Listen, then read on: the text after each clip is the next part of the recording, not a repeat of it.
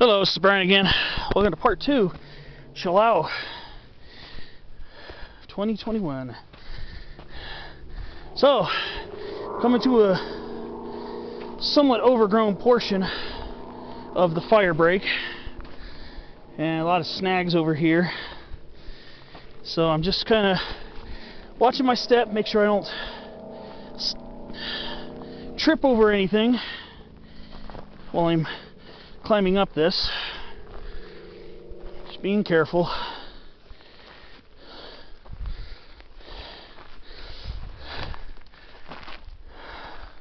I remember there were a few spots along here where I kind of had to walk around, move around and maneuver around some stuff, but nothing super bad. Just gotta watch your step.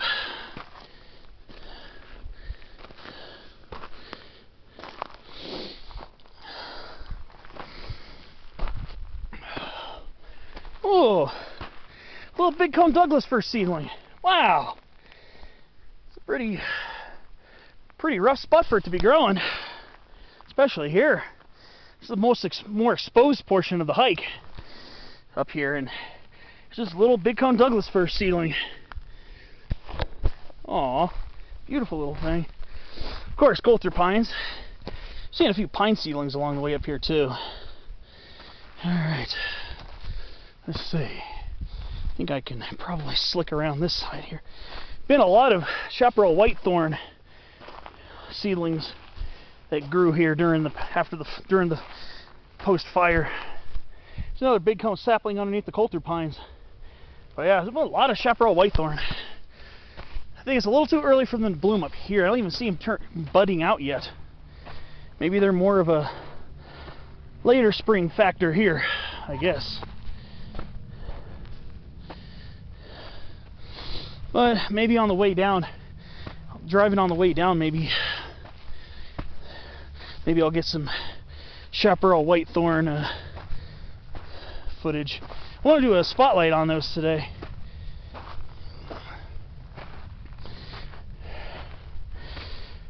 All right, it's a little steeper here, but it's not too bad. It's nothing any average person can't handle. But we're getting a lot of dead poodle dog bush around here, so I'm really watching even more closely where I step.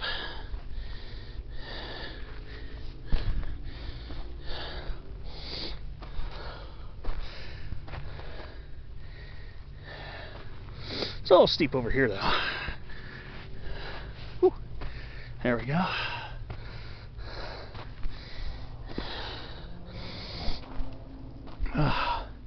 Yeah, I'm kind of getting sweaty. It's not a very taxing hike. It's a very warm hike.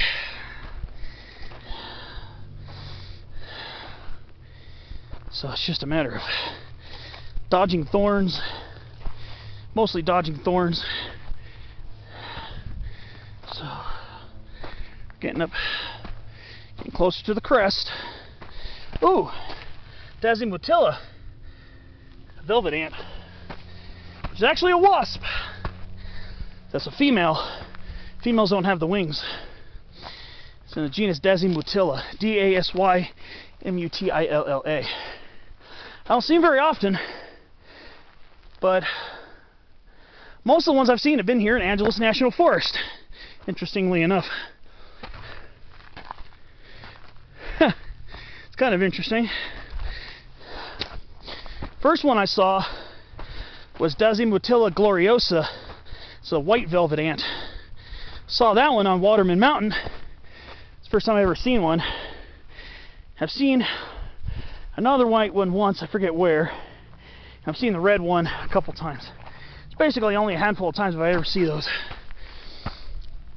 But the more I go hiking, the more I'll come across them. Getting close to the summit already. It's a very short walk. It's not a strenuous hike. It's just making sure you have a way to keep your body cooler while you're coming up in warm weather. But not even really a super steep climb getting up here. Just a few times where you're going to have to hop around some bushes.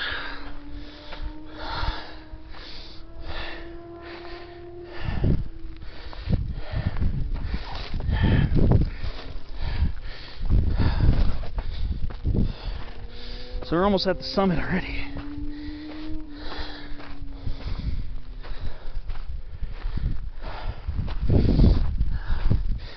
It's not that it's not that hard to find your way up here either.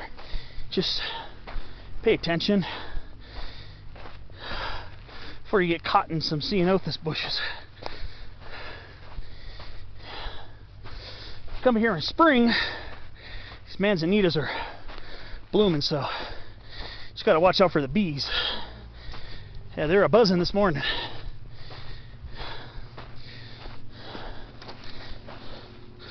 There's a lot of rabbit brush up here too.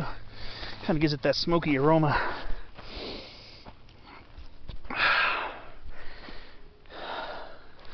Yeah, kind of smells a little bit like creosote, but they're in a different family. Just about to summit. And this second clip only took place maybe about 4 or 5 minutes after my first clip. So getting up here, this is a very short, easy hike. It's okay. There we are, peak 5698.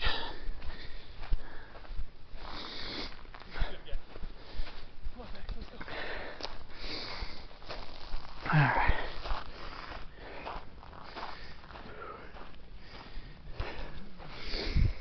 Alright, let's see. There we got Devil's Peak over there. Just a little higher than us. Vedder Mountain. Mount Mooney. Of course, the Twin Peaks Ridge that partially burnt in the Bobcat fire.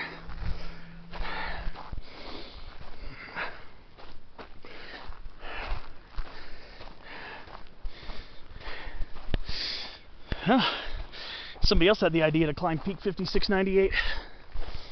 I said, it's a pretty mellow hike up here. Ducking a little poodle dog, hopping over some logs, and watching out for some ceanothus and yuccas. There we are, peak 5698. Yep, and I told you, your reward for coming up here is a nice little shady spot of coulter pines.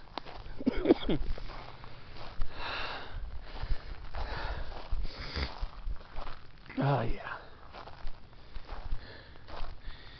Pretty easy coming up here. Like I said, it's only a 400-foot elevation gain. It's not too bad. But you get quite a nice reward for such a mild effort. And of course, going down this side, this is where you would go down to get down towards Chilao Canyon. You would also find a fire break that winds its way down this side of the ridge, which is what I'm going to do next. So I'm going to go back down in that canyon, because that canyon is one of the nicer spots here in Angeles National Forest. And I pretty much say that about any stretch of Angeles National Forest, because I'm very heavily biased towards this place. I love it. Oh yeah, where's the high point? Right over here. Right by our little manzanita friend here.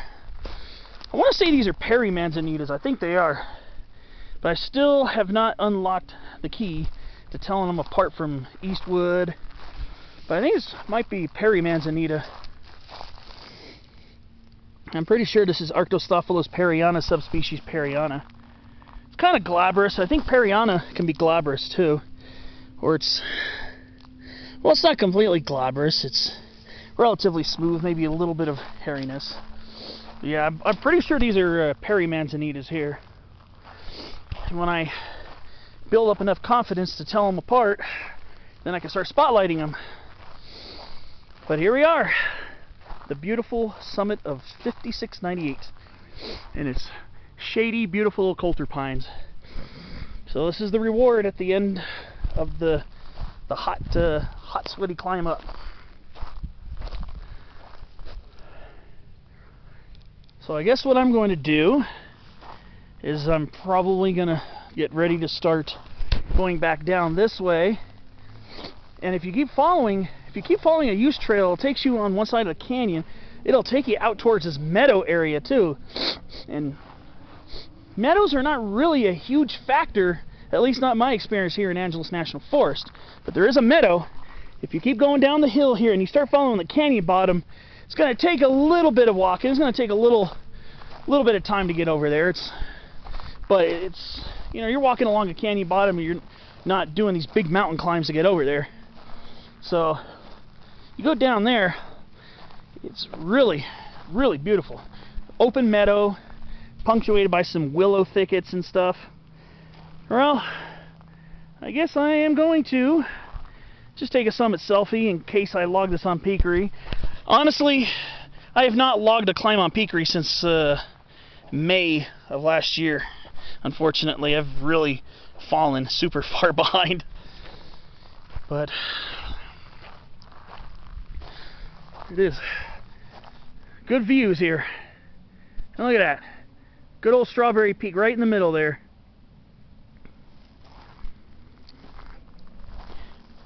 If you're driving up Upper Big Tujunga Canyon Road, you get some really insane views up towards the cliff, the real steep cliff face of Strawberry Peak.